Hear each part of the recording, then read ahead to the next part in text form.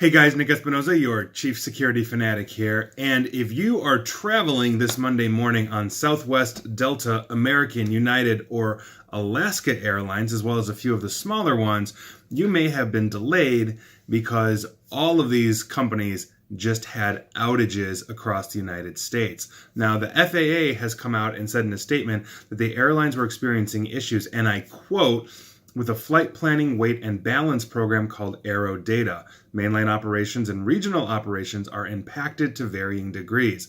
Now, from what I understand, this has already come back online, but I find this to be absolutely interesting because one of the things that I have been doing for the last month or so is tracking outages by major organizations and corporations around the United States. And my last radio show from about 2 weeks ago or so was basically on this. Is America under attack? And we've seen major outages briefly from Facebook, Google, Verizon, Spectrum, and a few other major organizations as well. And now every airline essentially getting hit and grounded in one shot.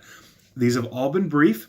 They all come back online. Now, I don't necessarily know, and nor am I going to say with any definitiveness that we have a problem here in terms of somebody knocking us out for testing purposes, but we also know that the internet infrastructure around the world, and especially the United States, since about 2014 or 15 or so, has been probed and tested by, we're not necessarily sure, state-sponsored hacking, who knows? And if I am looking to, let's say, hit major infrastructure, I'm looking to make organizations or even nations deaf and blind. If I can hit the internet, stop phone calls, stop email, stop access, ground planes, turn off electricity by entering power plants, I'm going to do it. And so I don't necessarily know if this is one of those things, but I find it interesting that we've had a series of multiple coincidences over the years, and specifically over the last couple of months. And so I'm just curious to see if this is going to go anywhere. But if I'm looking at knocking out all of the airlines,